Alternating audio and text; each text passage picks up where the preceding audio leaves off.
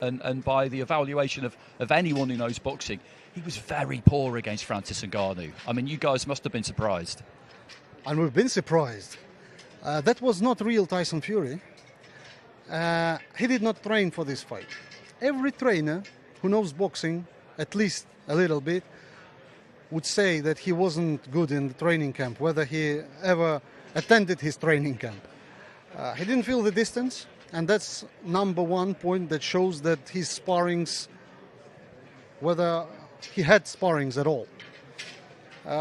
His body did not look like he was training hard. He's making his condition. That's why we are not looking at his latest performance as an example of Tyson Fury for February 17th. No, we are getting prepared for the best version of Tyson Fury that the world never seen before.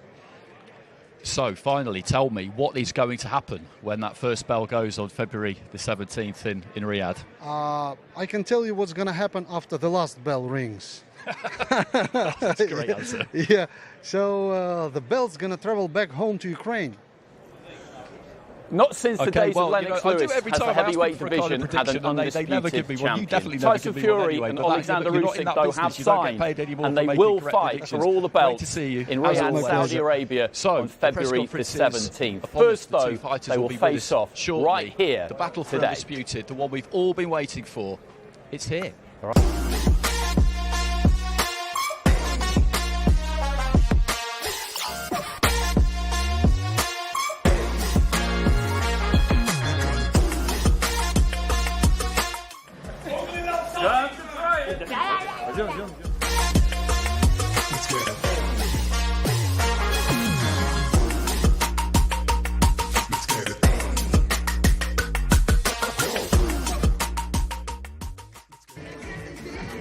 So Tyson Fury and Oleksandr Usyk in the building, as you can see there. They've been doing a face-off backstage, I believe, with our good friend Carl Frampton, which I'm told got quite interesting at one point. And Fabio Wardley joins me on the desk, as he did yesterday.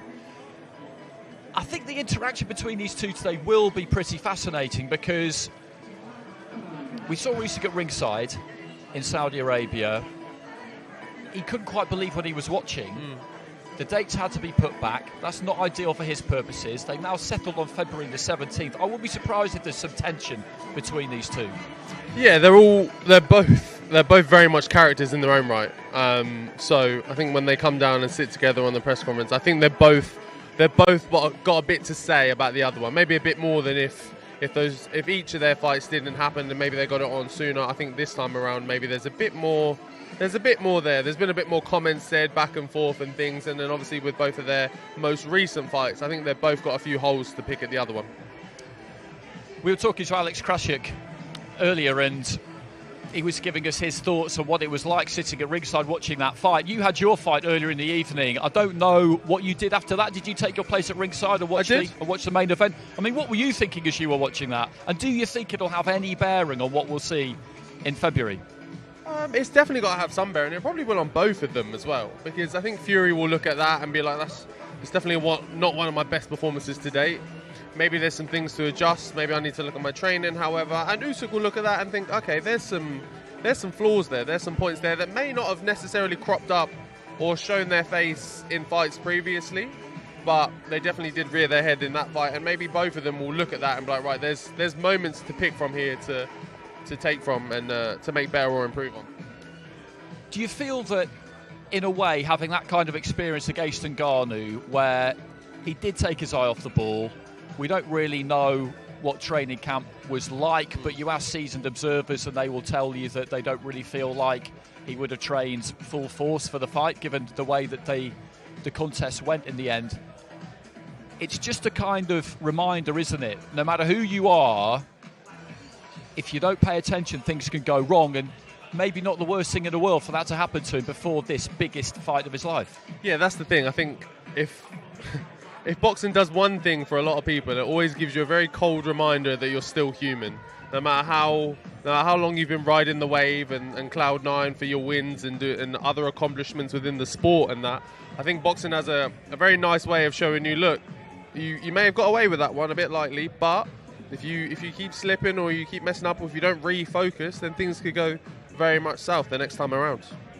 That's absolutely right. That's absolutely right. It reminds me of ancient Rome, when the returning general returned to Rome in triumph. He'd be riding through the city in his chariot, and he'd have a slave next to him whispering in his ear, "Remember, you are just a mortal." Yeah. There you go. So you picked on exactly there. That's exactly what we're talking about. For Usyk, he's that guy who just seems to be, laser focused at all times. You'd imagine he doesn't really stray ever too far away from the gym. I've never really seen him look any different to how he looks every time he gets into the ring.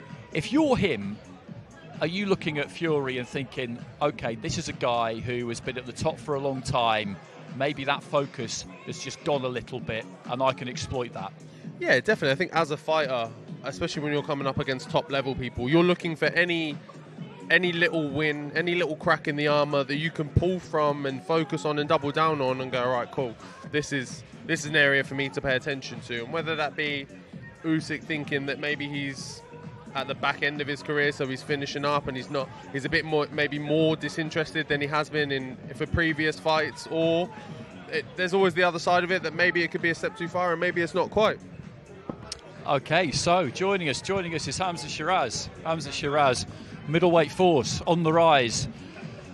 Commiserations first of all, because I know you were set to fight on December the 2nd against Liam Williams. I was really looking forward to that fight. I think it was a great next fight for you, but unfortunately it's not happening. Yeah, no, unfortunately it's not. I picked up perforated left eardrum about 2.5 weeks ago in sparring, and it's just one of them things now. So it's just all about getting on the mend, and I can't do nothing for another 3 weeks. So it's just all about recovering now, and the fight will happen. I think go ahead in February, hopefully.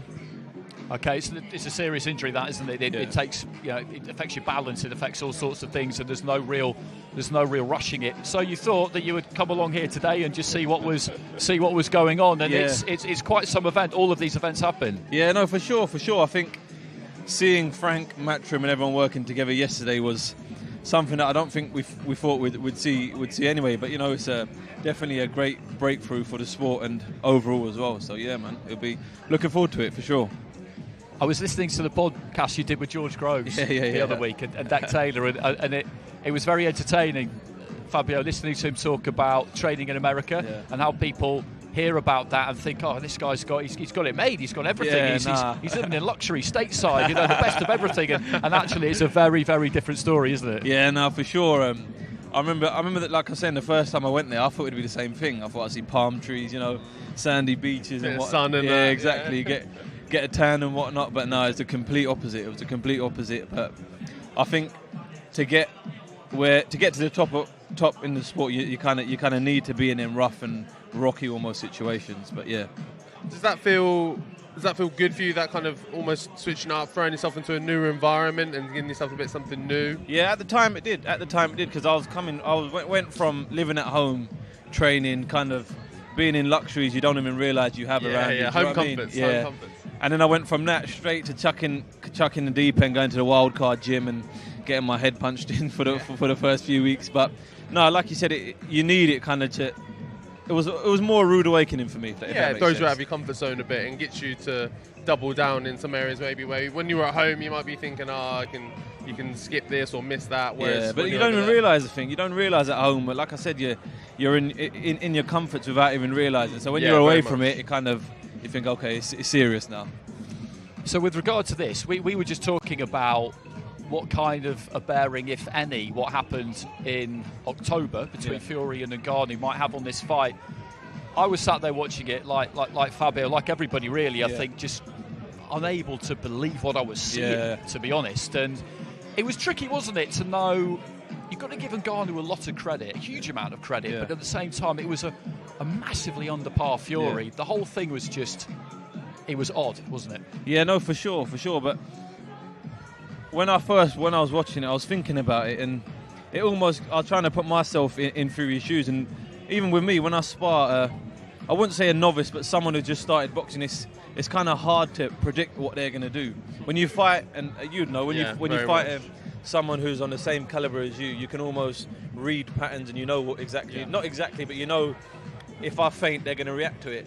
Where someone who's not even been in the ring, if I was to faint and they don't react to it, you think, what's happening now? It leaves you. We had this conversation yesterday with Andy Lee talking about Deontay Wilder and how he has a very unorthodox style and the way he goes about fighting and things. And we was asking Andy if that makes it him difficult to plan for and down to train for with Parker, because, like you say, there's those kind of almost set on agreed patterns between two boxers of, if I do this, you do this, or you do an option of 2 or 3 other things, but you should do this. And then you get in there with someone who's completely new and they don't do any of it, and you're like, hang on, mate, you're not playing by the rules here. Like, can we cooperating? Yeah, exactly that. Maybe Fury found a bit of that on the night. Yeah, I think there's definitely something in that. With regard to the matchup between Fury and Usyk, personally, I've always made Fury the favourite because I feel like they've both got outstanding skills. Not the same, but both got outstanding skills. And he's got the ability to make the size count. I mean, how do you look at it? Exactly what you just said. He knows how to use his size, and the thing about it, he's athletic with it as well. And in my opinion, if you're fighting someone like Usyk, you need to almost be able to do what he does, but do it better, and kind of nullify the movement that he makes. And you've got to remember, Fury will have the grit between his teeth now, especially after the last performance, to go out there and prove that extra point. And just a word on yesterday, actually, while we've got you here, you'll have seen the announcement like everybody else. Anthony Joshua and Deontay Wilder sat a few seats away from each other, not fighting each other on the 23rd, but we think it may not be too long before they do. You look at that kind of card, and you look at the fact that a stablemate of yours, a promotional stablemate of yours, Ellis Zorro, has managed to get a slot on that card, and there's going to be more of these events. I'm sure you're thinking to yourself, come on, Frank. Yeah, no, for sure. For sure. I wanted it to be on the undercard in February, but that ain't gonna happen this year. But listen, it's creating a lot of opportunities for myself and for fighters up and coming as well. So, like I said, it's great to be in the mix for sure. It's great to be, I think, part of boxing anyway now, part of boxing as a whole. And it's hopefully, let's see, maybe next year I'll be out on a card, or maybe one of your undercards out there. Let's see how it goes. Let's see how things go. Yeah, absolutely. So we're just waiting for the principal players to arrive for this press conference.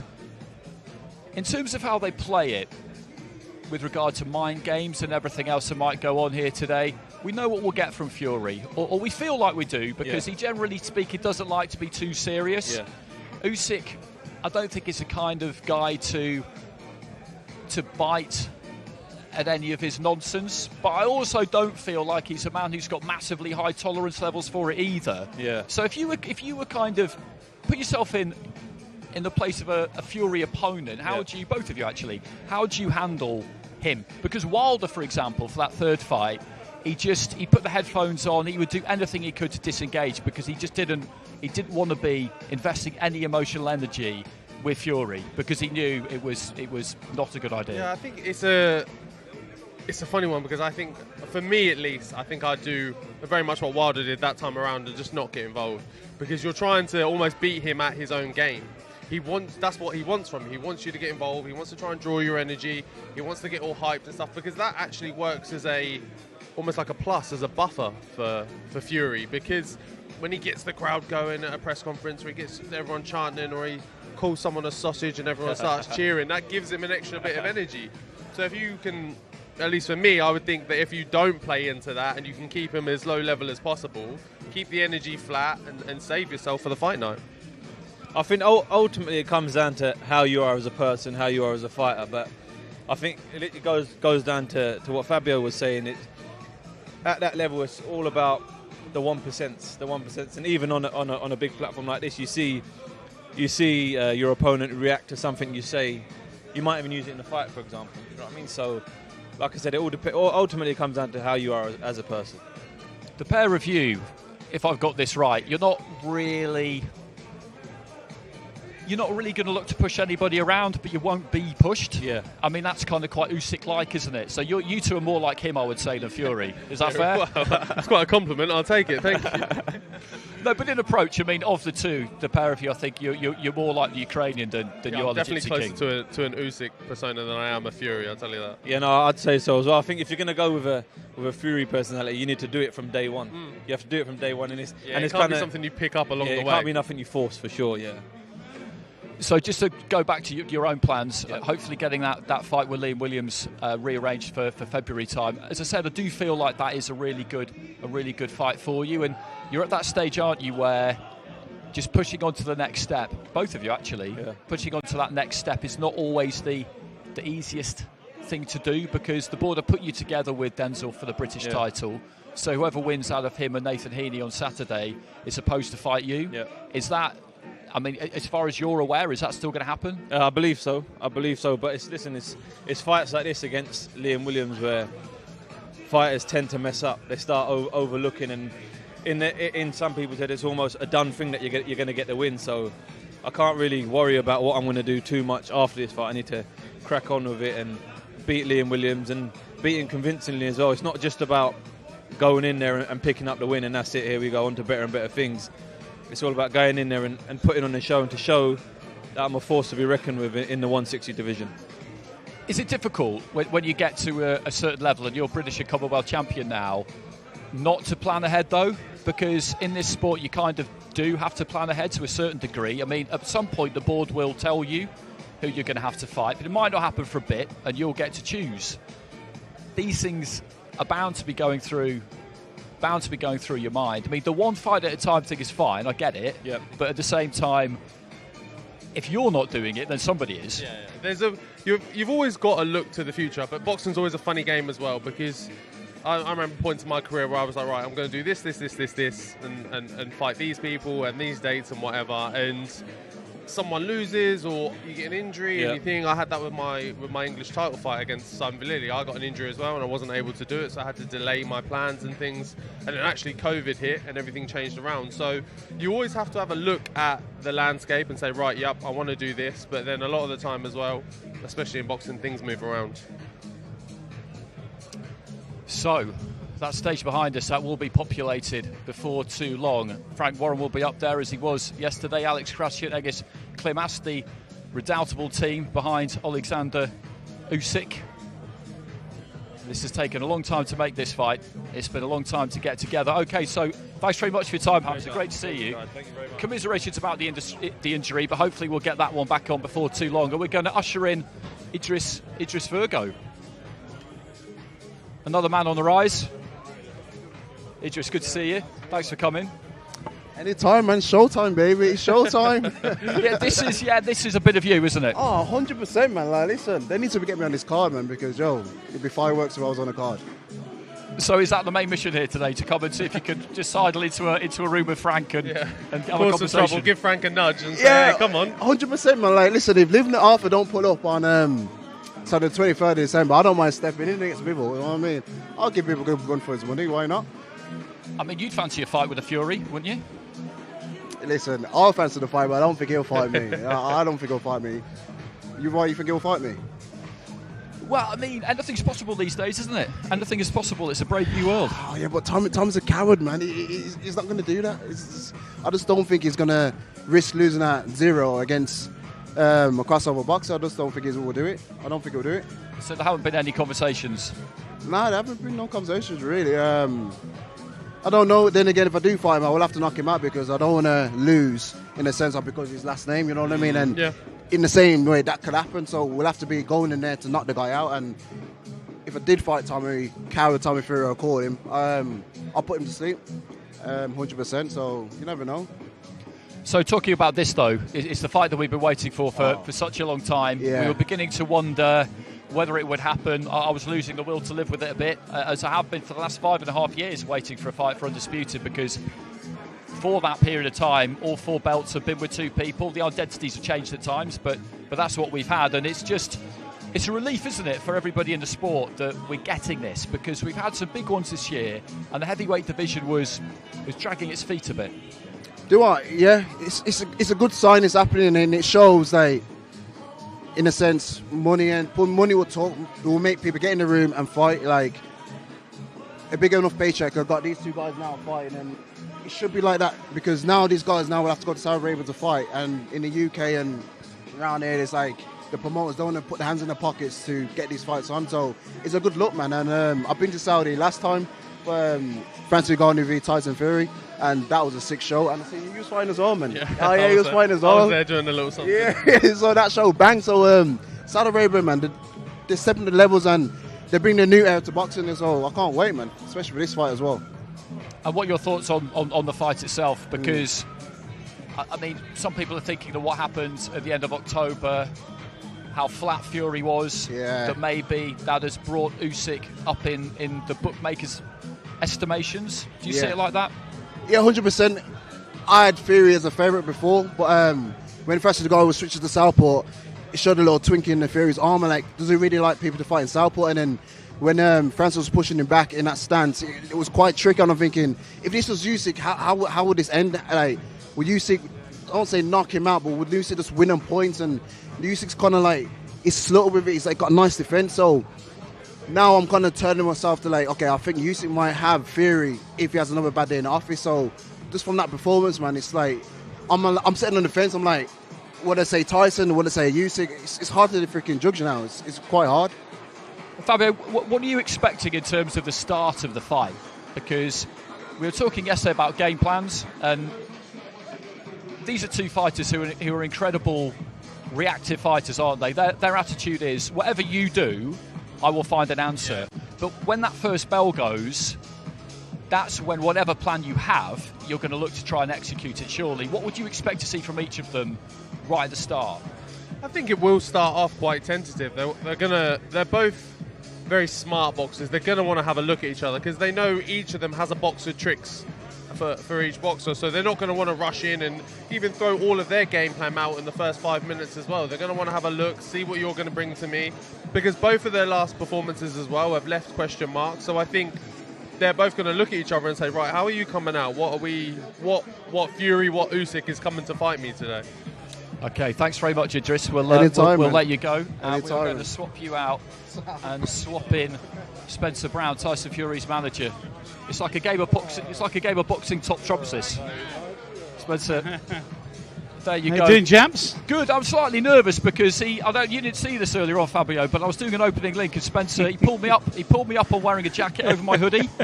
It's not a great look, is it? It's a little bit American. He pulls it off. Yeah, actually, well, getting close. It's not too bad. Yeah, go on. Very kind, that. Very kind. My wife's been styling me, so she'll be pleased about that. So we're here. February the 17th. At last. Absolutely.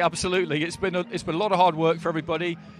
You've been right at the centre of that. Yeah. How was it after after October the 28th? Because it was mixed emotions for me, but it was so good out there. I mean, this big fella here will tell you how good it was out there. It was unbelievable. Yeah, it was something special. They looked after you like royalty, and we really couldn't wait for the next one.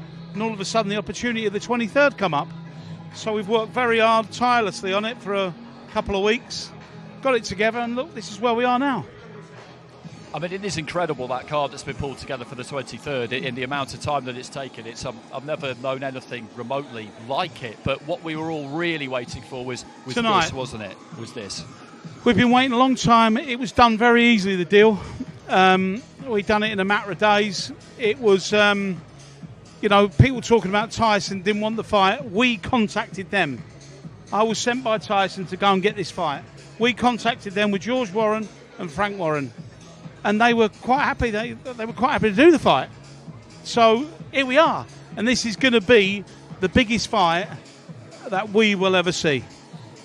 Okay, so another one of those masterminds that Spencer was just talking about. Frank Warren is there. He is. There's one of the masterminds behind it. Circles around the back. He'll have to share a microphone with me. Are you Frank? Okay. Nice to see you, Frank. I'll just tell him how tirelessly we'd all worked on doing this.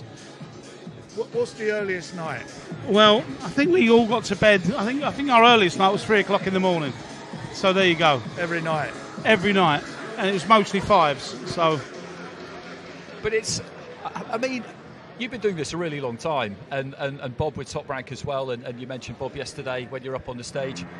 But this, I mean, there's always something new in boxing, isn't there? There's always something that comes along that gets your juices flowing in a way that maybe other things haven't. And this is kind of it, isn't it? Because this fight, I've been saying ad nauseam the last few weeks, 5.5 years, both belts have been held by two fighters. identities have changed at times, and I was wondering if it was ever going to happen. And now we've got it. But you know what? People don't understand. He won on his rematch was last August, Usyk. So it's less than, what is it? Just over a year. Sort of roughly 18 months' time the fight goes on. And had Tyson hadn't been able to fight on the 23rd, that would have been just over a year. It'd have been unified. It's the quickest a unification match has ever happened. You go back to look at Lennox Lewis against Mike Tyson. That took 10 years. Mayweather, Pacquiao, 10 years. Lennox never fought Riddick Bowe. Tyson's fought Klitschko, the best of his generation. He fought the 6-year reign of Deontay Wilder. Fought him 3 times. So he's fought everybody there is to fight. He's not ducked anybody. He's been out there to do it. And I think the expectation level and some of the sort of misapprehension of these fights being, we don't want them, we're not making them happen, it's just a nonsense. He would have fought him last December had Skills Challenge come up with the money they promised to pay. Didn't happen. So we've had all that, but at the end of the day, through all the team, especially under the patronship of His Excellency, he that's made it happen. Get everybody together, do it. This guy's worked his absolute. Thanks, Frank. You can't believe it. He's really done well, and behind the scenes as well. My son George, he's done. Worked very hard together. Me and they're really worked hard. So it's all done. So it's been a team effort. But you know what? At the end of the day, the hard work will take place on the 17th because they're the guys who are going to take the punches, and you're going to see the fight that we've all been waiting for. For the first time this century, 4 belts will be contested for. It's nearly a quarter of the century's gone. And it's happening. And you know why it's happening? Because Tyson Fury's making it happen. Correct. So we'll speak to him later on, hopefully. But what's Tyson been like since the fight at the end of October? Listen, he's getting an enormous amount of money. He's up for this like you wouldn't believe. I think you'll see a completely different Tyson Fury. He's going into camp early. He's going away. He's leaving his family. So he is going in it hardcore. He's up for this. And you will see a completely Tyson Fury. And we think, and as well as Frank, all of us think this is going to be a win for Tyson Fury. Simple as that, a win. We don't expect anything less or want anything less. You look at that last fight, we talked about it a lot. But he had nothing. He had no footage and nothing to train him for. Everybody's saying, this is going to be a knockover, it's a nothing thing. Ngannou doesn't bring anything to the party. Well, he did. He brought this. He brought the power that he's got, which we see, and Tyson felt and what he brought, which nobody knew he had, was some serious boxing ability. I bet you was as shocked, I think, as everyone was. I think everyone was. He came out and he showed that he could fight. And Tyson had an off night. He wasn't himself. But he won the fight.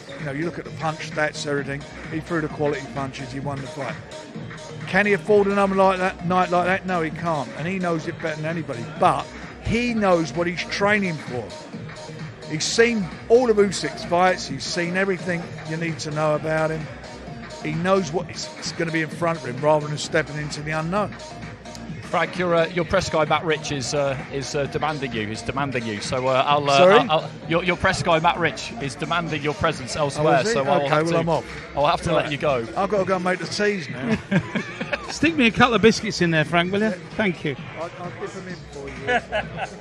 So Spencer, before we let you go, just give us a little bit of an idea of what it's kind of like in the role that you're in. You're on the inside of all of this, and your name was mentioned plenty yesterday, so people are kind of getting to know you a little bit more now. You're the kind of guy who's happy enough just doing your work. You're not courting too much of the limelight. But what is it like being on the inside of these massive fights? It's like a fairy tale. If you're a boxing fan like I'm a massive boxing fan, I've been involved in boxing for 20 years in one way or another. So for me, it is a fairy tale. But Tyson's put me in this position, so I'm very mindful I've got to work for Tyson, but he's allowed me to do this as well. So I'm not going to drop the ball. I'm going to make sure that Tyson's 100% on that night, and maybe we made some mistakes. Maybe I made some mistakes, but it won't happen again. You know, so I am just. It can be very overall. I mean, it's non-stop. It's a 24-hour day job, this. And if you're not ready for it and you're not up for it, then don't bother. How many times a day do you charge your phone? It's on constant charge, actually, and it That's never stops. That's always a good barometer, isn't it? How many times? It never stops. Have you got to plug it back in? My wife's left me twice, so you know it's going to cost me a few quid in divorces. But anyway, what can you do? Fabio, you've got a really good team behind you, so you've got an idea, haven't you, of what goes into a career behind the scenes, and then you're a British champion. And by the way, a good British champion. Yeah, absolutely. You can imagine what it would be like when you get to that level of world champion. My fight weeks are pretty entertaining enough as it is with my team and stuff, and I can't imagine the type of character that Fury brings to a fight week and how he wants to go about things and doing things. We always know he's very unorthodox in the way he goes about doing a lot of things. So he's very unorthodox. I think this man has to very much think on his feet. Yeah, I mean, look, you get called a yes man and people say, you're blowing smoke up his arse. Simply not true. Tyson is a one-off. He makes a lot of his own decisions, and he most of the time he's made the right ones because he's unbeaten. You can say what you want, he's unbeaten, and he will be unbeaten after the 17th February. I can assure you. I think you can say as well, especially working with boxers, we're not the easiest to work with. We're quite hard-headed. We're quite sure of ourselves. Because a lot of the time it's probably our way or the highway. But for me, you've done something that probably nobody else has done. You've come from a white-collar background, an unlicensed background, and you've made it into the big time. And you must be very proud of yourself to do that, because I can't think of anybody else who's actually done that. I'm not sure. I'm winging it. I'm just figuring out as I go. I don't think there is, and I think you've got a very bright future. I should get some sort of belt for that. Is there a white collar to professional belt? Stroke, yeah. I add that one to the list as well somewhere. But get on to Maurizio. You need congratulating on that. You need congratulating. I appreciate that. Thank you very no much. amateur experience. It's incredible. It's remarkable.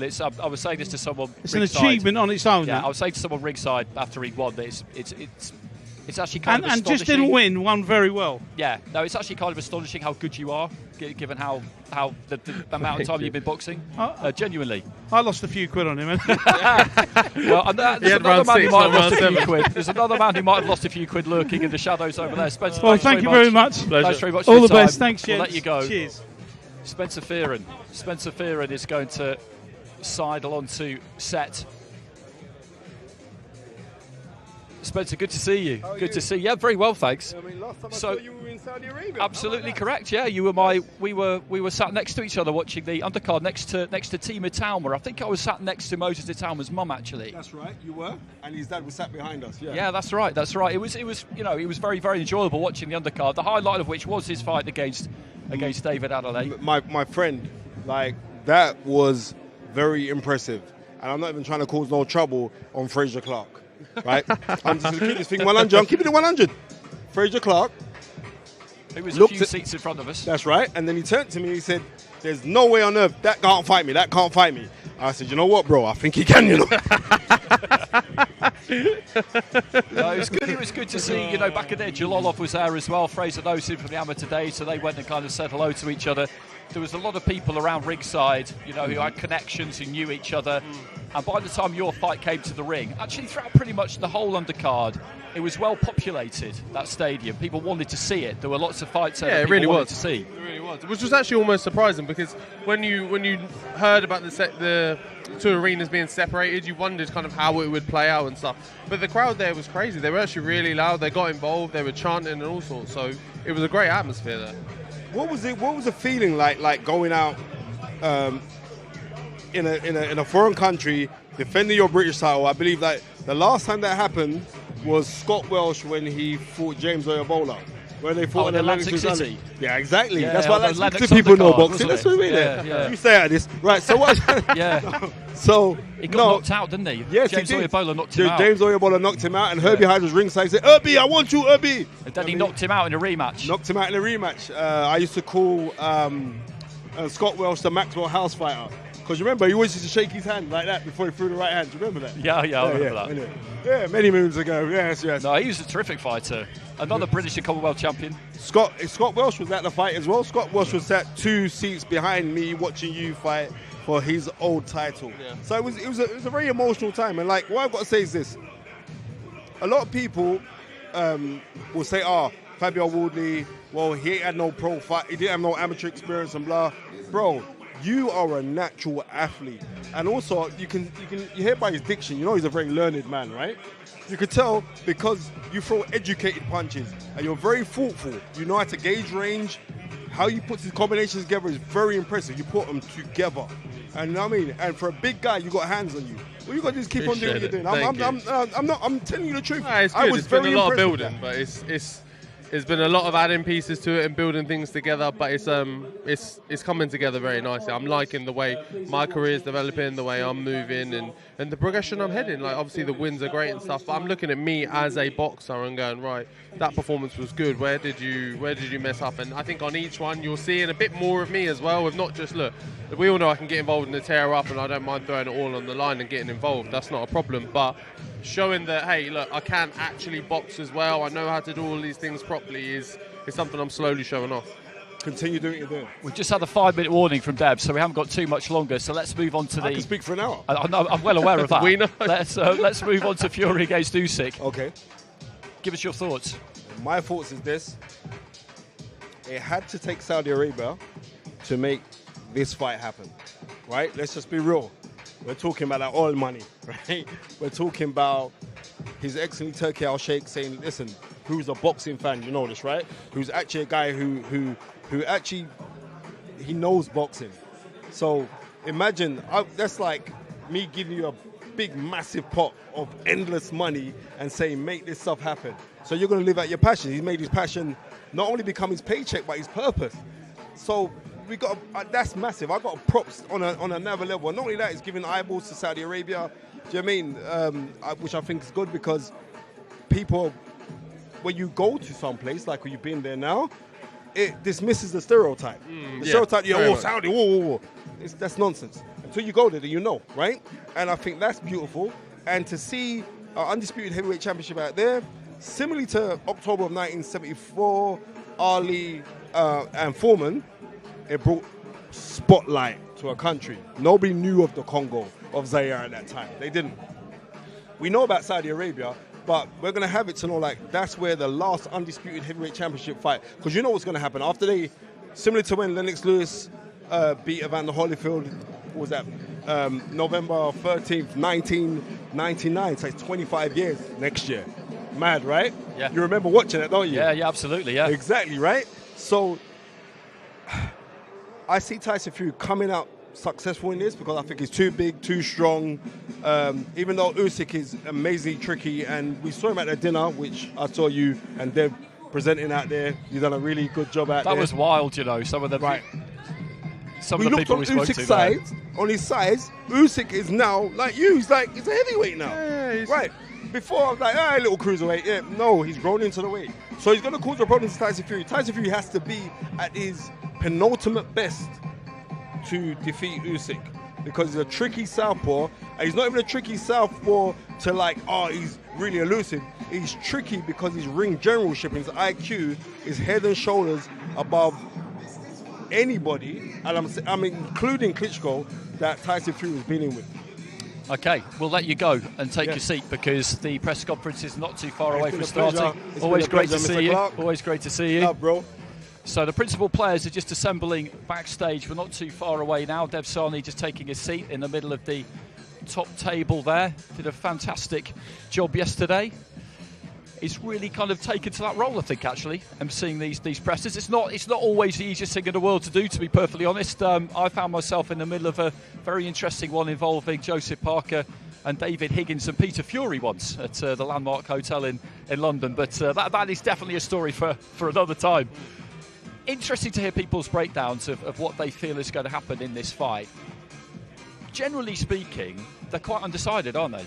Yeah, and I think their last two performances haven't helped anyone either because they're both left question marks for different reasons against very different opponents as well. So you look at it and you're thinking, okay, well, whatever conception I had before, it might have changed now because of Fury's last performance or because of Usyk's last performance. And then you look through the history and stuff, and your question is Usyk big enough to deal with Fury? But Fury's had problems with southpaws in the past, and there's a lot of different variables to this fight. And I think, one, that's why it's so captivating. I think that's why it's so interesting too. They're obviously very big personalities at the top of their game. So there's just so much kind of swirling around in one bowl for just you to pick out one point and say, oh, I think this is what it's going to be. It's that mystery is what makes for a great matchup. Do you feel like there's any chance we might see something different from either of them physically when we see them on the scales or during the week? Because Usyk's come in at pretty much bang on 220, and he looks good. You know, he seems to maximise his attributes there. Fury, more recently, has been in the 270s. There's always a possibility, maybe, that he could come in a little bit lower for the greater mobility, or do you feel like he'll want to stay at that higher weight and try and impose it on Usyk? Yeah, especially being the smaller man, there's a balance you need to kind of figure out between being big enough to be a level of imposing in the ring and maintain that size, also being able to absorb shots from a much bigger man as well, and having a bit more weight on you does help with that, but also playing into Usyk's game of him being a very mobile and agile fighter and moving around the ring. He doesn't obviously want to sacrifice that either. Because as well, Fury's no slouch. He likes to bounce around that ring as well. So he will be able to keep up with Usyk for the most part as they're both kind of flying around the ring. So adding a few extra pounds the wrong way may not be the way to go. I mean, they've both boxed out there, obviously, because Tyson's done it just recently, and Usyk boxed against Joshua in Jeddah. That was last August. Is fight week different? Did you find it like notably different from being in the UK? Forget the fact that you're in a different country, just the day-to-day regime of it, because going out isn't really an option. It's so hot outside, everything's kind of enclosed, lots of air conditioning. They might sound like small things, but sleeping in a room where you can't open the window, different things could get to people. Yeah, it was it was a very different fight week for me. I haven't gone to a gala dinner at 10 p.m. on a Friday night before the fight before, so that was quite new for me. But the experience of the week was different because you are indoors a lot, and it was funny actually because me and my team really paid a lot of attention to the heat and the weather and making sure I was always going to be hydrated and things like that. But then very much when we got there, we found ourselves just moving from an air-conditioned building to an air-conditioned car to then an air-conditioned building again, and it was just bouncing around between those things, especially in the middle of it when it's the hottest in the middle of the day. Or however, we weren't really doing too much outside of stuff. Almost to the point by about Wednesday or so, we said I need to be outside a bit more. I need a bit more kind of fresh air because I'm just moving from building to building or car to car. So that was actually quite a different one that we had to kind of navigate and pay attention to because it worked a bit backwards than actually how we thought we might. And for these two as well, there'll be a huge. Everybody will want a piece of them during fight week because this is a global event. The scale of it, they have to be careful, don't they, that they don't give too much of themselves during that process. I mean, fighters generally, day by day, they'll just retreat a little bit further towards fight mode. So maybe you do that kind of thing at the start of the week, but the rules over there are slightly different. If your attendance is required at the gala dinner on the Friday night, then you're going. Yeah, exactly. When you get asked to go to them things, you're going to go because you want to be a part of the event. You want to be a part of the experience in the moment. I think it takes a level of experience to manage yourself and manage those moments as well, and allow yourself enough time to go through it, but also go right. Still have your head switched on and be like, right, well, I don't need to be out till 2 a.m. I can go for a couple of hours, go home, rest, and get everything in that I need to do. You need to find that smart balance of not having it affect your week too much or take over from your training, because ultimately that's all that matters on the night. And then you can't be getting in the ring and you lose and say, oh no, it's because I had too many hot cross buns at the dinner. I do expect it to be close. I do expect it to be close. And when it's a really close fight, often corners can play a really big part because they've got to make sure they're reading the fight. Obviously around Tyson, he's been training with Sugar Hill for a good while now. Andy Lee will be in the corner. Those are two very wise consiglieres. Usyk's team, it's a very tight circle. Yuri Tkachenko has been with him for a long time. And the guys you see in his corner, there's a bit of crossover there with Lomachenko's. Again, they're a real tight crew. That kind of thing can be so important, can't it? Because we look at these two guys and we know how good they are. And that to an extent, they're able to figure it out. But you can't do it all by yourselves. And in a fight of this magnitude that could be really, really close, the corners could be key. Yeah, it's very much, it's almost unknown to an extent of how much during a fight week, and especially on a fight night, you rely on your team, you lean on them to be your insulation from certain things and keeping you away from certain problems and keeping you focused on the fight, keeping you mindful of everything you need to be, staying on your drills, staying on your plan. And like even with mine, all my team have all different roles and they're all things I can do myself, but they're there, your team's there to lighten the load on you because of what you've got on Saturday night. And just talk to us about the ring walk, because we'll kind of go backstage, or if you're watching on TV coverage, the fighter might have a quick word with a reporter a good while before they really zone in, and then we'll go in and we'll see the hands getting wrapped. And that's the point at which I would usually say if I'm commentating, and you can see how locked in they are there, waiting for their hands to get wrapped. But remember, Barry Jones made a great point to me a while ago, which is that ritual, that's the first time when you get to the dressing room where prior to that you can do whatever you want. But that's the first time where you have to sit down. You're locked in. And be still. Be absolutely still. And that never really occurred to me. But that's always a big... Is it for you from that moment on where you think, okay, game time? Yeah, pretty much. It's a funny one because you feel the tension of the night build over time, and you get to your change room, have a look around, you get stuff out, you lay things where you need to be, and then maybe you walk out and go have a look at the arena and have a look around a bit, and you can still mingle and kind of play around for maybe an hour or so before you have to kind of slowly settle in. For me especially, my thing is keep everything as relaxed as possible for as long as possible. I try, and people actually find it quite funny when they come into my change room, like when you get your hands wrapped and the other team comes and watches, I'm playing like really old school R&B songs and like Marvin Gaye and things like that. It was like there's love songs playing in my change room while I'm trying to just stay, and I'm sitting there chilling, singing along, and just like trying to keep everything very one level and just very easy going until I decide, timing wise, right, it's time to build things up. The music will change, my demeanor will change, my attitude will change, and we'll raise things up. But at least for me, I want to keep everything as relaxed and save as much of that energy, that excited energy, for as long as possible, and then use it all on the night. Okay, well, we are now very nearly ready to go. Those principal players just waiting to file in backstage. They've both been here for quite some time. As I say, they've done a face-off, a sit-down with our broadcast partners, TNT. And now we will see how these two are around each other, Tyson Fury and Oleksandr Usyk, for the first time since this fight was officially announced. Let's go to our MC, Mr. Thomas Schreiber. Ladies and gentlemen, welcome to the launch press conference for Ring of Fire, Fury versus Usyk, undisputed, to be held on February 17th, 2024 in Riyadh, Kingdom of Saudi Arabia.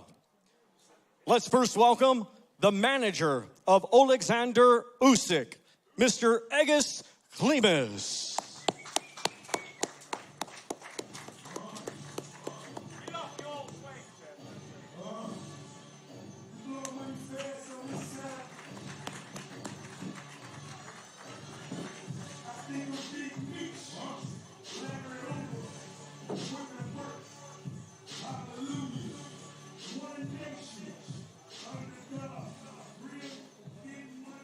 Let's welcome the promoter of Oleksandr Usyk, Mr. Alex Krasiuk of K2 Promotions.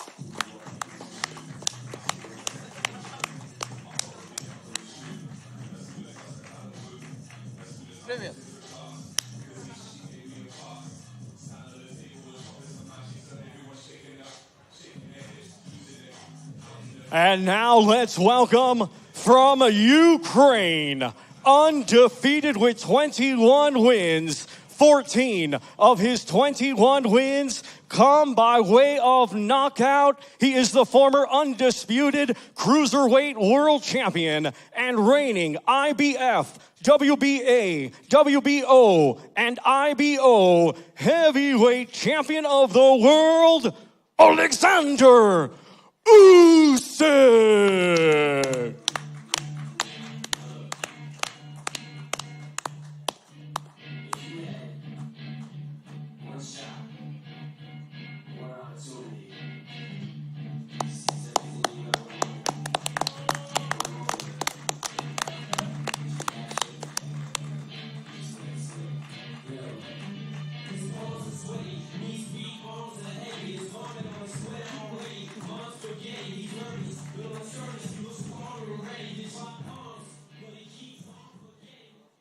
Let's now welcome the manager of Tyson Fury, Spencer Brown of Gold Star Promotions.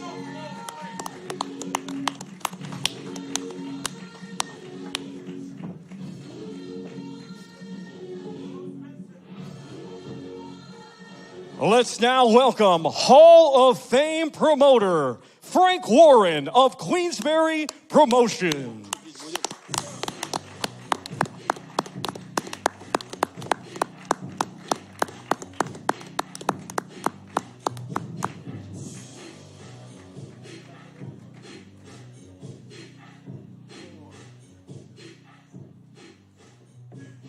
And now let's welcome from England, undefeated with 34 wins, 1 draw, 24 of his 34 wins coming by way of knockout. He is the lineal heavyweight world champion and reigning WBC heavyweight champion of the world, known as the Gypsy King, Tyson Fury.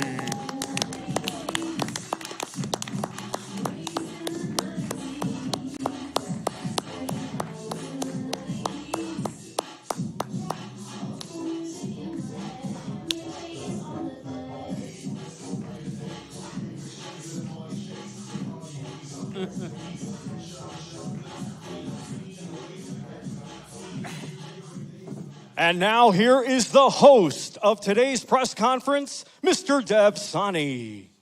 Thank you. Thank you very much, Thomas Treiber. Great intros there. Hello, welcome, wherever you are joining us around the world here today for what is very simply a very special moment. At the highest level of sport and entertainment, it is all about creating moments. Moments that capture the attention of the world. Moments that create memories that last a lifetime. And we believe on February the 17th, we will deliver you one of those very, very special moments in the Kingdom of Saudi Arabia as we continue Riyadh season. The first undisputed world heavyweight champion of this century will be crowned. 2 unbeaten heavyweights at the peak of their powers, at the very best, will be colliding in a fight that the fans have been crying out for. The WBC and long-reigning lineal world heavyweight champion Tyson Fury collides with the unified world heavyweight champion Oleksandr Usyk at the Kingdom Arena in a history-making bout that fans will never forget. The winner of this fight will be the first undisputed heavyweight champion since Lennox Lewis in 1999. It's a huge event, and the Ring of Fire is the name of the event, the biggest fight in world boxing. It'll be presented to fans worldwide by the General Entertainment Authority of Saudi Arabia in conjunction with Frank Warren's Queensberry Promotions, the NEC, Gold Star Promotions and Gypsy King, Bob Arum's Top Rank Incorporated, K2 Promotions, Usyk 17 Promotions and Seller. On behalf of Queensberry, we would like to once again express our gratitude, our heartfelt thanks to His Royal Highness, the Crown Prince, Mohammed bin Salman.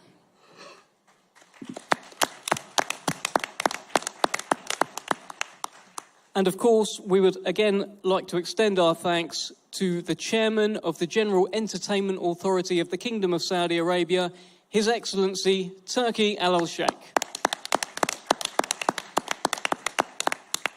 And of course, a special thanks to all of the teams of the GEA, Riyadh Season and Seller as we continue to work together to deliver historic nights that the Kingdom will never forget. A special mention, of course, to Bob Arum of Top Rank Incorporated. He is still going. He is still flying the flag. He's promoting a show tonight in the States, which is why he can't be with us. So best of luck, Bob. Best of luck, Top Rank, with that show tonight. I'm sure we will be tuning in. Before we begin, let's just take a moment to talk about our wonderful hosts in Saudi Arabia, in Riyadh Season, for this sensational event on February 17th.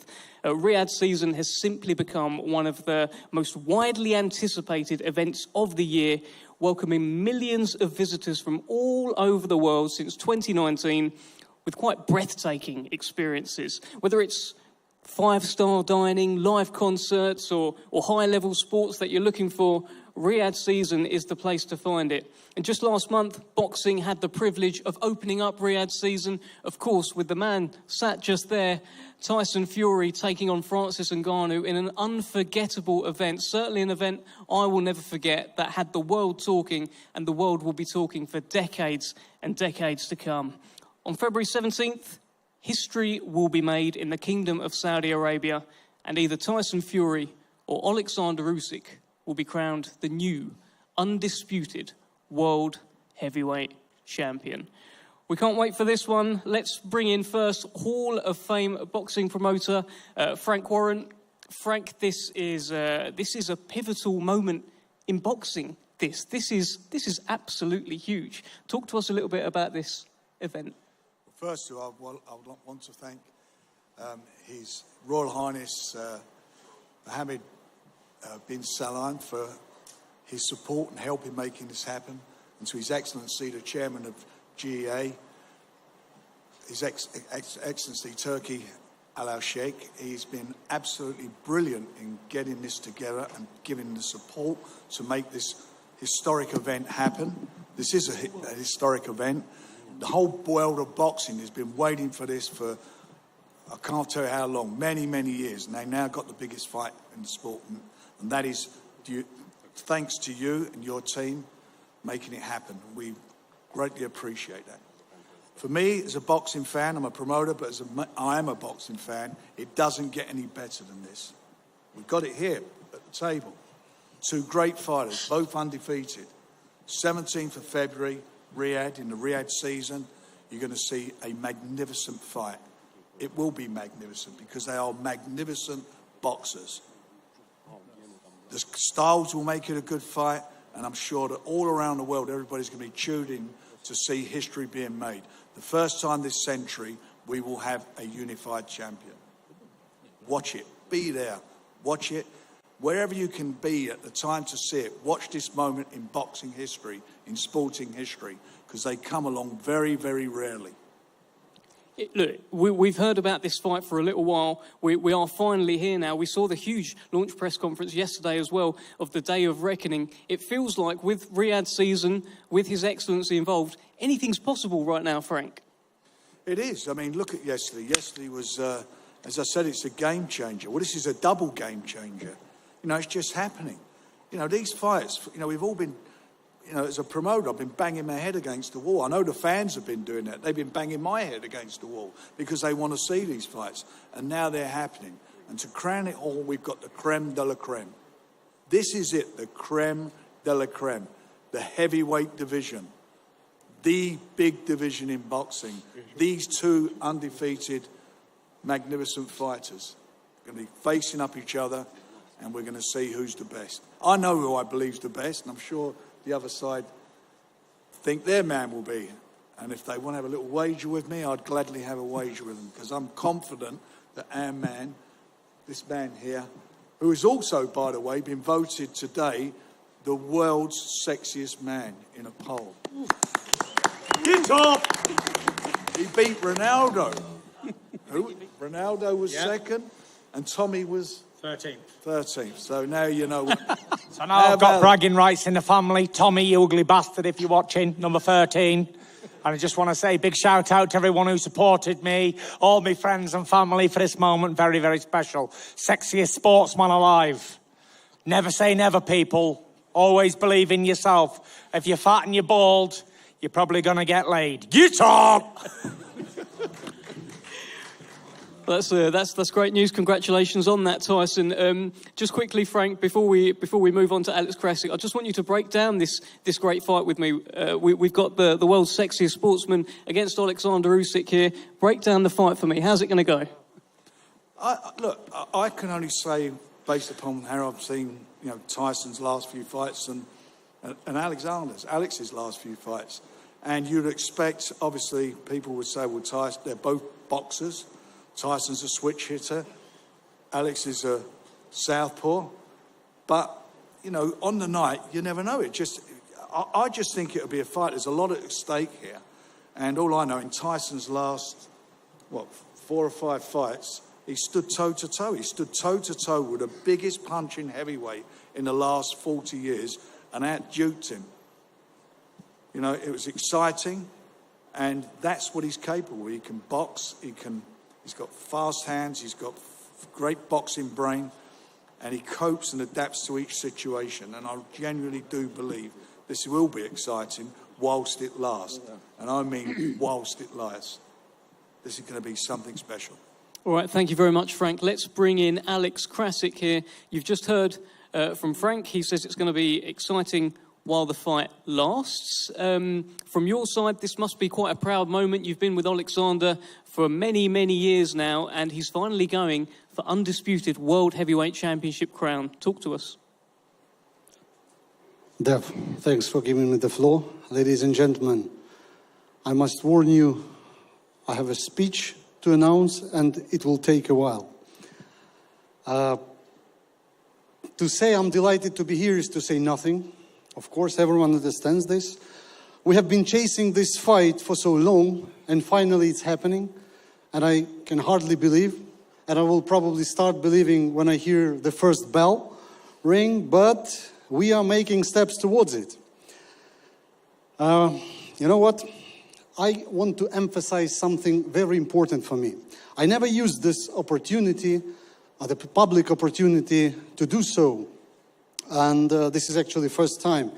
So I would like to express my sincere admiration, my respect and honor to the man who's sitting next to me on my left. We are all here because of him. Because due to his dedication, due to his faith in God and in himself, due to the tremendously hard work. We have started our journey long 10 years ago when we signed the professional boxing promotional contract. And within this time, all people know what's been achieved. But I never used the chance to thank this man. Usyk, accept my most sincere gratitude for your trust and friendship, and for giving me the opportunity to be your promoter throughout all this period. It's the highest recognition for me to be with you since your pro debut until the culmination of your career. Ladies and gentlemen, I ask you for a round of applause for this so humble but so powerful man. Thank you. I also want to arouse my delightedness with His Excellency, Turki Al-Sheikh. When I first met this man, I felt the endless source, of inspiration, of energy, and of motivation. The perpetuum mobile, the endless, perpetual engine, right? The man who is capable of achieving the impossible. People like him create age revolutions, and I'm pretty convinced His Excellency is on the way of making the revolution in professional boxing, and not only. Your Excellency, thank you very much.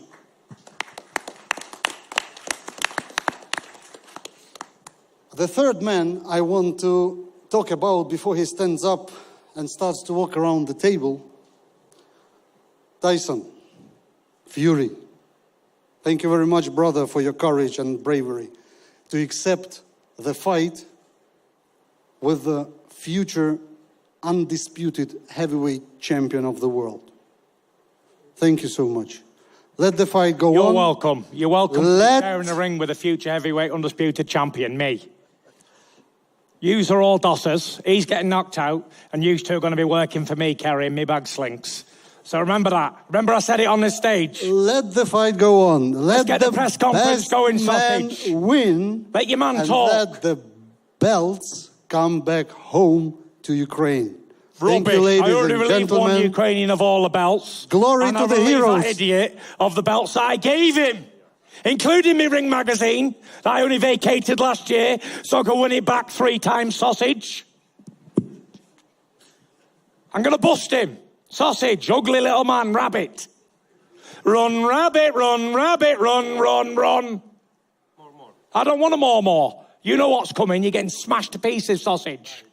You're fighting the best British heavyweight there's ever been. The fucking dauntless in these waters, me. You beat all the rest of them, but you ain't beat Tyson Fury yet, sausage. Look at him, his heart's pounding now. He's like a little pussy with an earring in. Shit house. His bollocks have shriveled up now, they have. Little sausage. I don't sissy more with an earring speak. in, you fucking pussy. I'm Get very knocked back happy out. to be here. Thank you so much, everybody, people. I more speak in the ring.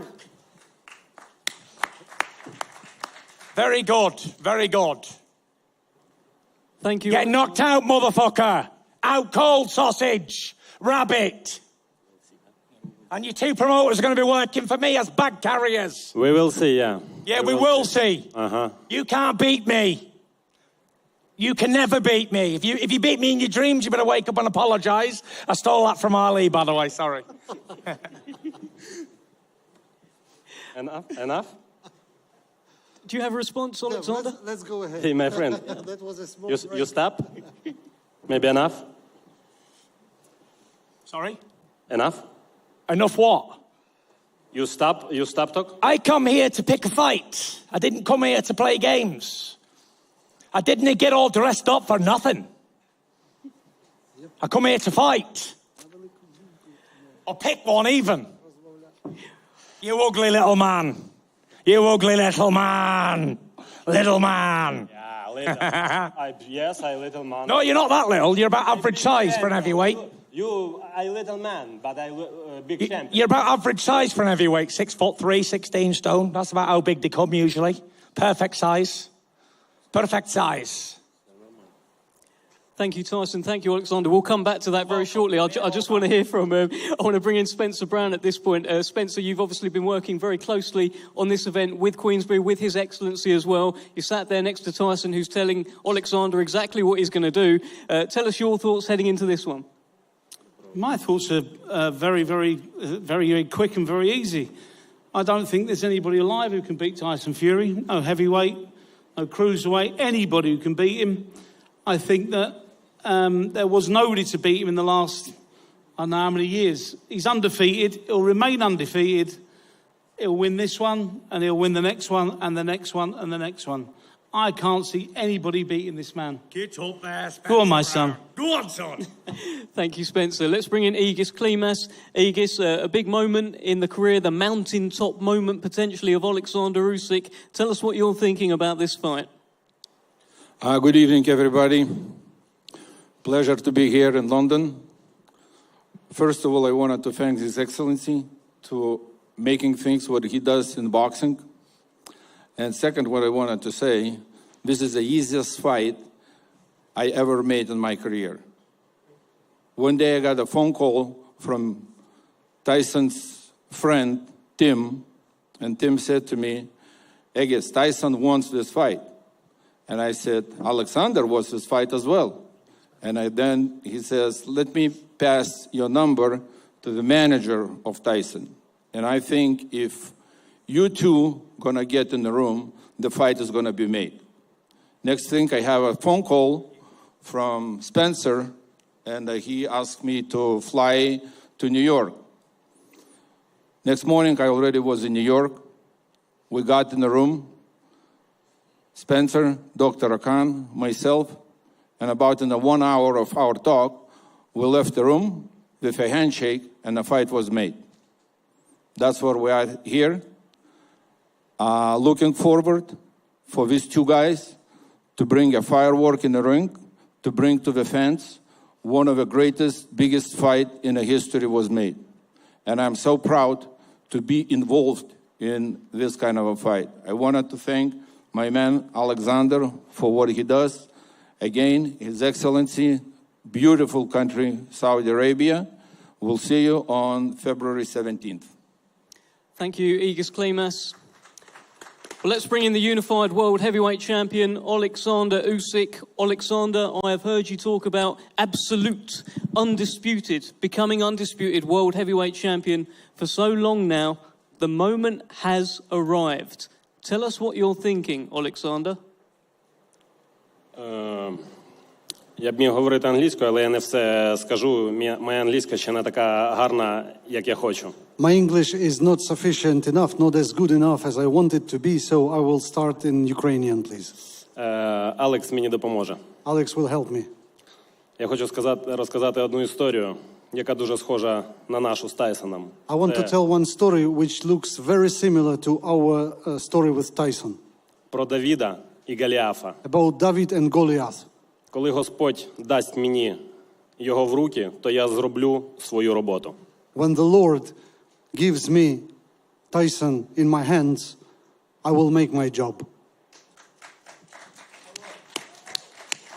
Impossible. The Lord would never deliver me to you, son.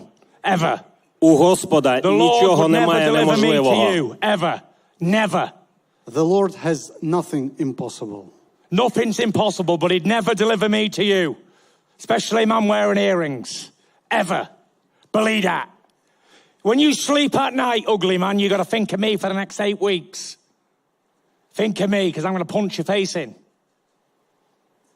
Oleksandr, do you have any response to these comments, what that Tyson's saying? He can't have any response, because it's true.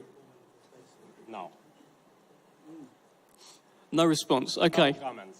No comment. Listen, Tyson, you have written many pages in heavyweight history so far. Chance to write another one, undisputed. Please, take the floor. Listen, I'm getting a little bit carried away here. I'm excited and I'm enjoying it. So before I kick off even more, I want to say a big thank you to Turkey Al Sheikh for putting it on. It was only last year, all these boxing fights seemed impossible to make. And Turkey Al Sheikh, His Excellency, has made them all in 5 minutes, it seems like that. So yeah, Kingdom of Saudi Arabia, get up! Get up, Turkey Al Sheikh. Yeah, and back to this, look. I've been in many, many heavyweight title fights before. It is what it is. And now is the most important one. You know, me and Oleksandr, both undefeated. He's a champion, I'm a champion. And it's going to be one of the fights for the ages. You know, someone told me the other day, it's been 24 years since we had a last undisputed world heavyweight champion. Now, we know that the both Klitschko's was champions for around about 10 years. So there's been another 14 years where other heavyweights couldn't do it. So we've been chosen. And I believe we're both destined to be here and to be in this big fight in Saudi Arabia, the Ring of Fire. And there's only one winner. And I'm destined to become the undisputed champion. And more than that, I'm destined to cement my legacy as the #1 fighter of this era. And to do that, I've got to beat this little man. And that's it. Simple as. Easier said than done, I understand. He's a tricky man. Good boxer. Slick. All of that. But listen, I've seen many, many people like him before. And when they fight the big men, they struggle. And he's going to struggle on February 17th. And he will lose. I will break him, for sure. Tyson, you've referred to him as a middleweight before. You've talked about his size. But he was big enough to beat Derek Chisora, Daniel Dubois and Anthony Joshua. Yeah. Why is he not big enough to beat Tyson Fury? Because they're all bums. That's probably it. For never mind the size, he is a middleweight, boxer at 75 kilo, but it's not the size of the dog in the fight, it's the size of the fight in the dog. And obviously he's got a big fight inside of him. But when you meet a big man who's a lot bigger than you, who's also got the fight inside of you, let's just put it in a nutshell, you're fucked. And that's it. Oleksandr, what do you think when Tyson Fury calls you a middleweight and he talks to you like this? What do you think?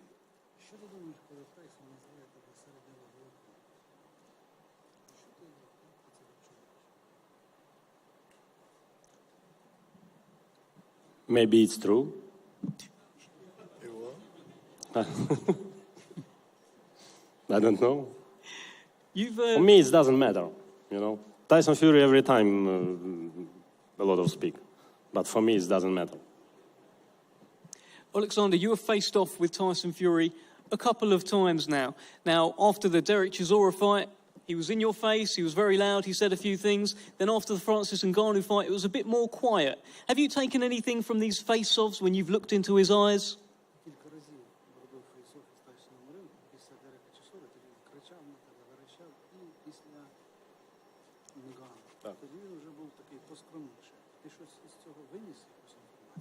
Для себе так.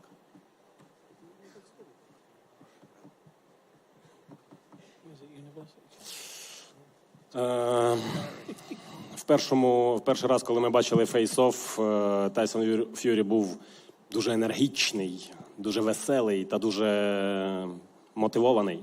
The first time I made a face-off with Tyson after Chisora fight, he was very motivated, with high energy, with high spirits. Останній раз він був втомлений. The last time he was exhausted. Well, Tyson, let me bring you in here. Is this the biggest threat you've faced so far? Nowhere near. Easy fight. Nowhere near the biggest threat. He's a boxer. We know he's a slick boxer, southpaw. He ain't the biggest puncher in the world. And he's not the biggest, strongest man in the world. So, listen, I can outbox him. I can get on the front foot and slaughter him. There's plenty of ways that I can skin this cat. But we'll find out on the night. And listen, obviously it's a no contest when we're up here talking shite, because I'm speaking to myself and they're conferring amongst each other and yada, yada, yada. But we're not here to talk. It's not a talking contest, because it's just not. It's a boxing match. And on February 17th, all the talking's out the window. Nothing matters what you've said or what I've said. It comes down to who's going to win the fight. And that's what pay-per-view's for. And that's what these boxing fights are for, is it not? For people to tune in and watch who's going to fucking win the fight. And that's it. There's nothing more to be said. He thinks he's going to win, maybe. I think I know I'm going to win. And that's it. There's nothing more anyone can say. That's it. There's not much more to be said, is there? There's not. I've got one more for you, though. After his fight with Daniel Dubois, you said that he quit in that fight. I did think so, yes. Talk to us about that. I think he got hit in the body, a good body shot, and he didn't want to get up for 5 minutes. So, yeah, there you have it. Oleksandr, any response to that?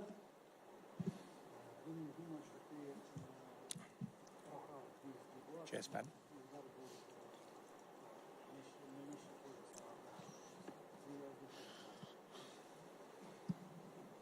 Та мені взагалі без різниці, що він думає.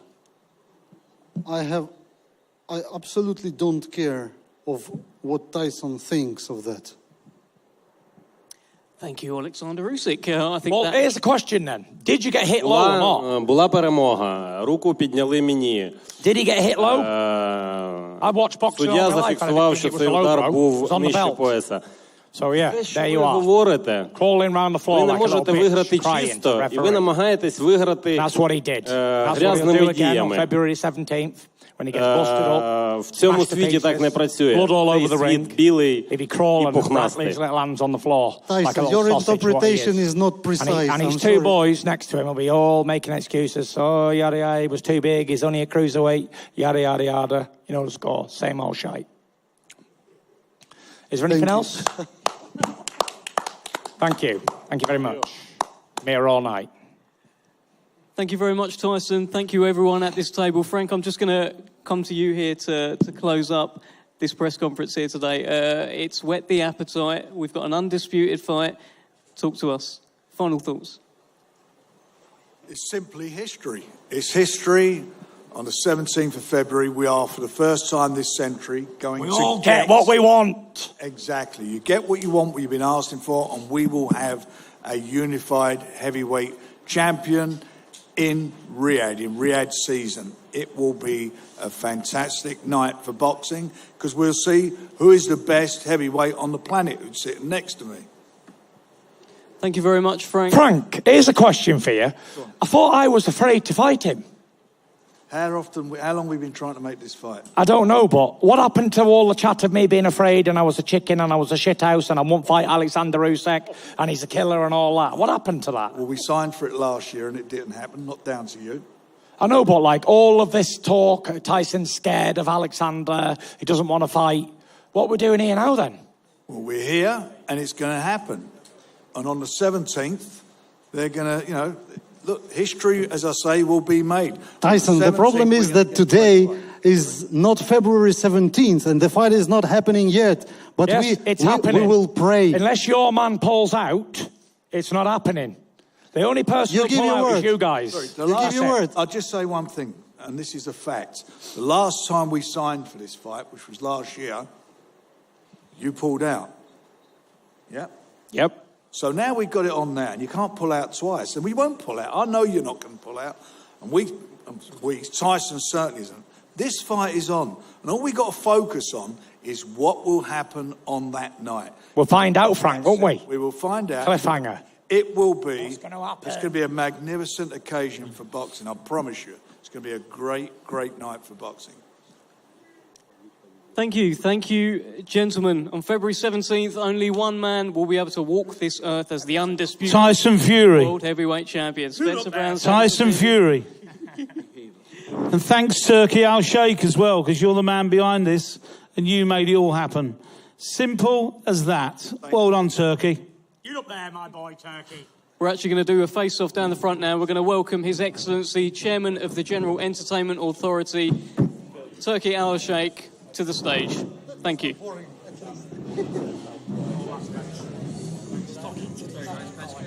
That must have been the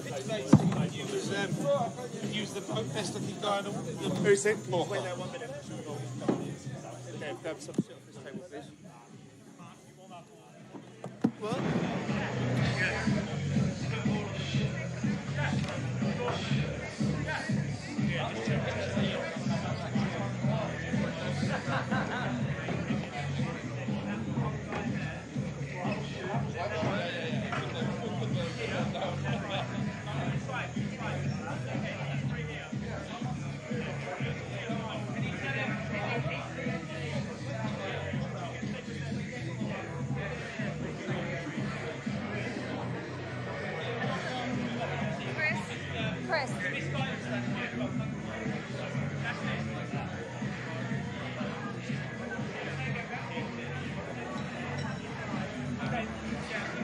So Fabio, that was interesting. Fairly standard in a way from Fury, I think. But when he first started to go off at Usyk towards the start there, where he jumped in, for a second there, he did seem like he kind of lost control a little bit. It came across as a bit unhinged. There was a little nibble, wasn't there? I think he's very well controlled, and he knows what he's going to get we all do. You know what you're going to get when you're at a table with Fury. You know he's going to have a lot to say. He's going to come out with some quippy one-liners or whatever else. So he's always going to have a lot to go on about. Like I said previously, I think Usyk's pick for this is to let him almost, this almost sounds a bit mean to say, but I guess when you let a kid kind of just wear themselves out, I think that's kind of the approach that Usyk's taking. Well, Sylvester Stallone on stage, and this is just an indication of how big this is, because Stallone, with that Rocky franchise, every fighter I know knows those films. Every fighter I know can quote those films, because that is all about the struggle, those Rocky movies, and there are so many lessons, so many scenarios that equate to real life in them. They are such a hit. They resonate so deeply with fighters. So great to see him as part of this. Now these two just getting into the face-to-face. Fury just looking to try and get his forehead bearing down on Usyk and impose himself on him, impose that physicality on him. Usyk is not looking to take any kind of a backward step here. Now this knocking you out, Usyk, is an interesting dynamic, because he wasn't looking to try and shove him there. He wasn't looking to really go too far, Fury, but he wanted to make some kind of a statement there, Fabio. Yeah, just let him know that he mentioned it a lot in the press as well about Usyk's size, about how big Fury is himself as well. It's a clear point that he wants to impose himself, impose his size, and let the smaller man know that he's in there with, well, a man he's never been shared the ring with in terms of size and stature before. And I'm going to knock him out. Come on! Smack out! Fury taking centre stage, I'll show you what heavyweight does to a as middleweight. he very much likes to do. A proper one. It's almost slightly different for Fury this, because you've seen him animated before. He likes to have a top, but him getting in the face of someone and obviously they're jibing at Usyk's team behind him. There's a bit more to it than you've seen from him before. He likes to do the playful role of say some little comments and make some jokes and take the mick, but this is a bit more aggressive. There's a bit more spite there, which is interesting. I think that's exactly the right word, actually. There's a bit more spite and aggression there, as you say. Generally speaking, it's all fun and games with Fury. He keeps it quite light. He likes to insult his opponents.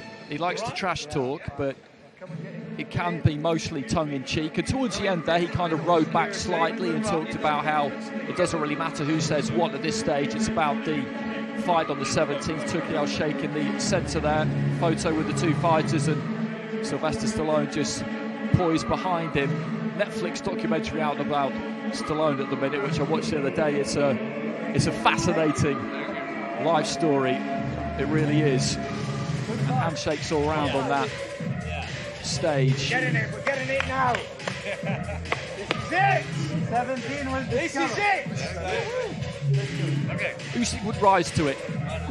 Stood his ground when they were face to face, which you absolutely have to, of course, but he wasn't looking to rise to anything that Fury had to say to him. I think Tyson is heading this way fairly shortly, so I'll just keep my eye on the screen. I think he's going to be approaching us from the stage. He's just getting his jacket put back on him now.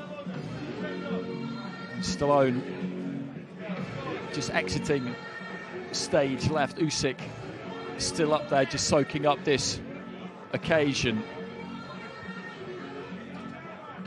A fight week is something that Fury absolutely lives for. He lives and breathes it. Tyson always has done, always will do. Tyson, I was just saying that these kinds of occasions, you know, they are kind of made for you, aren't they? But you seemed a little bit different today. Fucking born for this. Fabio said it himself. I'm having it large. He said he large felt and in charge. He said he felt that there was a bit more spite from you up there today than normal. Listen, I'm here to fight. Come here to pick a fight with Oleksandr. It's hard speaking to a foreigner who don't really speak good English back. I'm up there on my own, and they're conferring what to say. Like, it's not natural. It's very unnatural. Well, listen, we're here to fight. Let's get it on. What was that? You was a bit more closer. You put your head on his. You put some weight on him. Was that just to let him know that look, he's in with the bigger man, or what was that? It just wasn't like putting a bigger man. It's just we're here for a fight. Let's get at it, son. Trying to G him up. Give me a little shove back. I think he's scared to death. He's rattled. His balls are twitching now, boys. His arsehole's flapping. I just wonder what were the few days or the week or so after the fight on October the 28th like for you? Did it take long to get it out of your system? What? The fight against Ngannou, or did you just move straight on from that? I've just been paid fucking nearly 50 million quid. Are you stupid or what? I've been out thinking about buying super yachts, jumbo jets, mansions, all sorts of stuff. Can't believe it. Get up! And by the way, here's an announcement. I've won sexiest athlete alive. Yeah, we saw. Unbelievable. Who else was in the listings that you beat then? Ronaldo, beat Ronaldo. Haaland, beat them all. You should have seen me sexy pick as well. It was me all fat, loved it. It must have been the dad bod and the bald dad that done it for me. It does it. If it works, it works. What was it like having Sylvester Stallone up there? Because that just gives you an idea of how big this is. I didn't know he was going to be here. Yeah, it doesn't get any bigger than having old Sly up there. I'm quite friendly with him. I know his brother-in-law really well. I spoke to him quite a bit on the phone as well, so it's unbelievable. You know it's go time when you got Rocky here. You absolutely do. In all seriousness, how highly do you rate Oleksandr Usyk as a boxer? Listen, I'm going to knock him out. I can knock him out or I can outbox him. Either way. I'll let him take the pick. I'll ask him next time we meet, does he want outboxing or does he want stopping? Are you paying a lot of attention to that Dubois fight where you said on the stage as well that you felt like he quit, like he'd taken him? Is that something you're really taking a note from, to think that you can make him do the same? Not just that. It's just like, I've seen him all his career, seen him as a cruiserweight, seen him as a heavyweight. I got nothing to really fear with Oleksandr. Maybe a graze on the face or a busted nose or something. It ain't going to do much to me, is it? You know what I mean? Like, I think even if he had a baseball bat in one hand and a meat cleaver in the other, he couldn't really do much to me. I'd still beat him. So it is what it is. And listen, it's all right me talking, like I said up there. I'm not getting anything back from him. So it's about the fight on the night, and that's it. Can't say any more, can we? I mean, do you feel like the best is yet to come for you? Yeah, we're only just getting started. Wait till I get my next suit on for the next conference. Look at this, undisputed suit with the Kings inside. Get up, what a showstopper.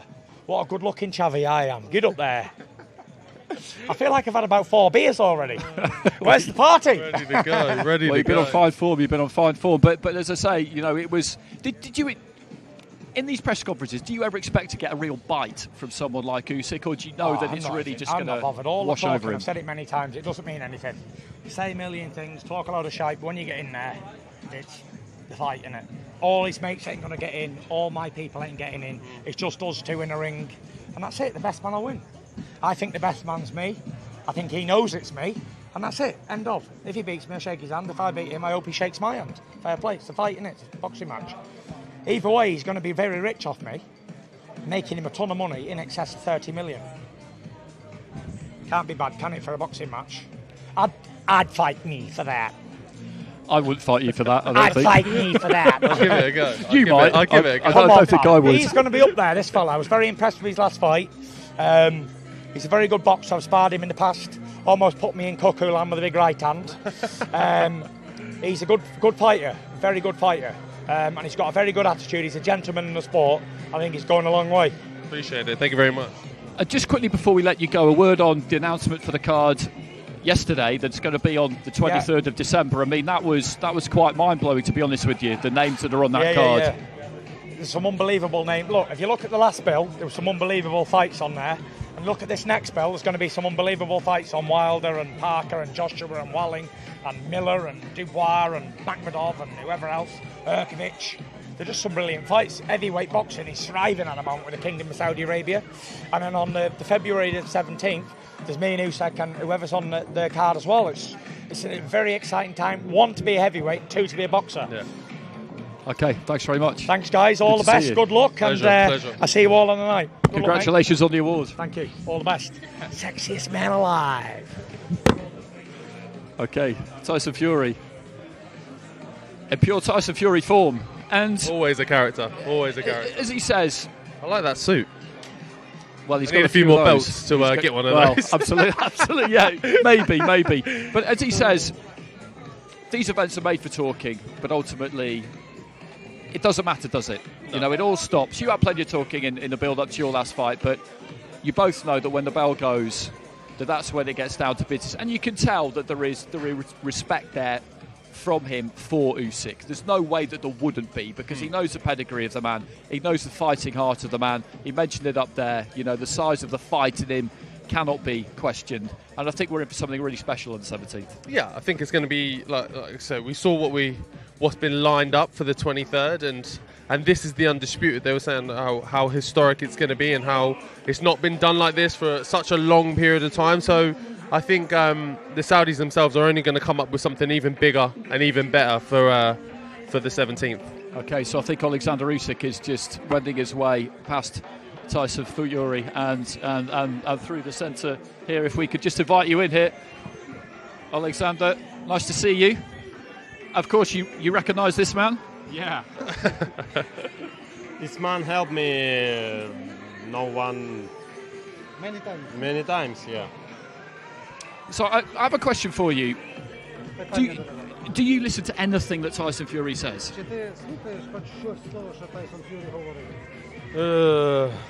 No.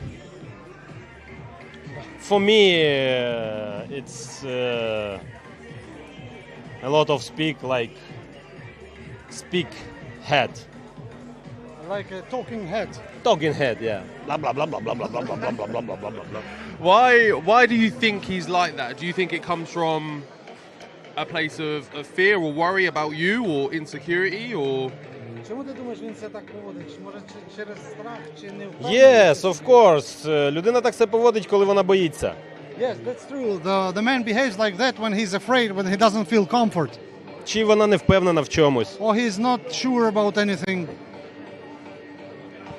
What was it like for you watching the fight against Francis Ngannou? We saw you on your feet giving Fury advice. Were you worried that as you were watching it that this fight was never going to happen? Ми бачили, як ти спостерігав за поєдинком Ф'юрі з Нгану. Ми бачили, що ти підводився і давав підказки Ф'юрі. Чи ти тоді хвилювався, що цей бій, що ваш бій може не відбутись? Yes, of course. Yes. That I say, hey, jab, please, jab, move. But for me, it's big opportunity. Yeah, undisputed. For my family, my country, my people, who now защищает. Defend my country.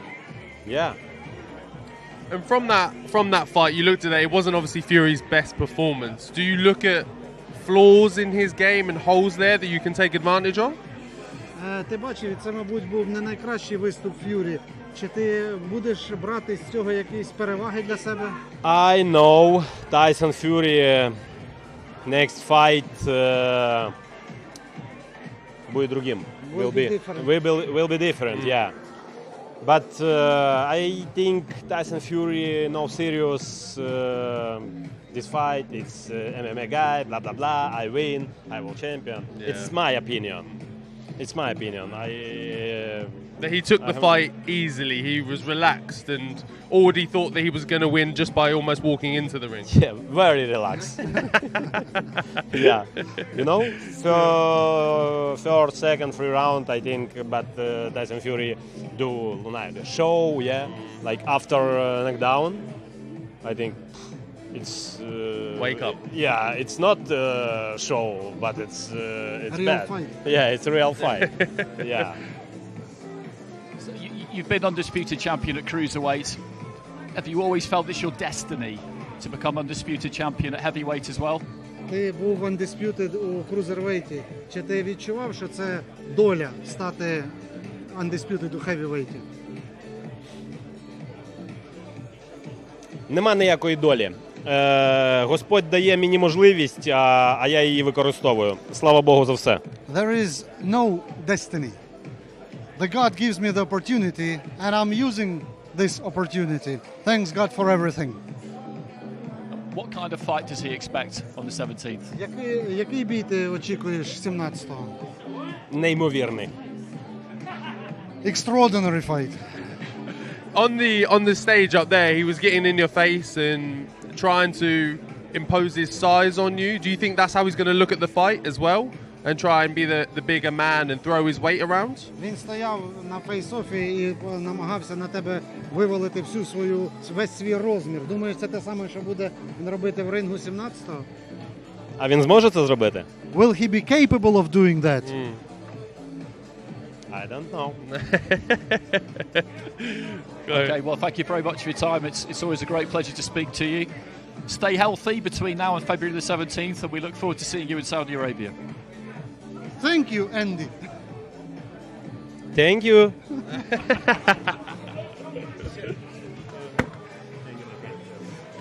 Thank you.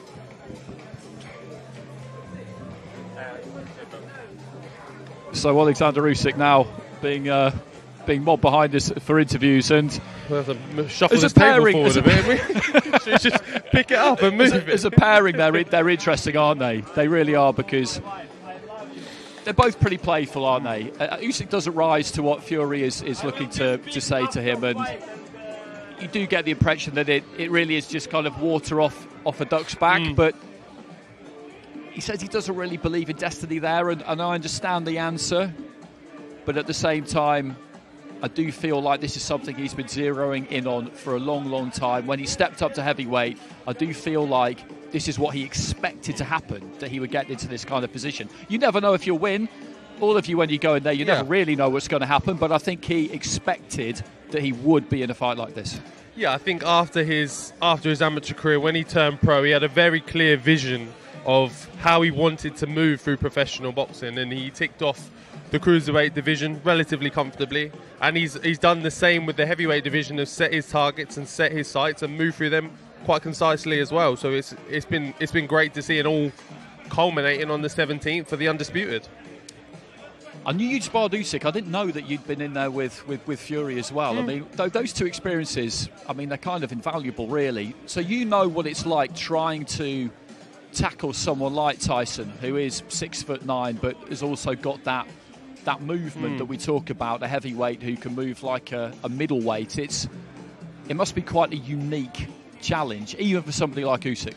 Yeah, it's a task in itself for a multitude of reasons, because guys like that are very good at moving, or very fluid, or very light on their feet, they're not usually 6'9" either. So them two going together with him being so long and rangy and so fluid with his movement and comfortable, that all rolled into one boxer is such a difficult task. Those two components on their own to try and figure out are difficult enough if you've just got a really big man to get past, or a really fleet-footed fighter to try and get to. But those rolled into one make it a much bigger task in itself. Okay, so a couple of questions with regard to that. Who did you find it harder to land on out of the two?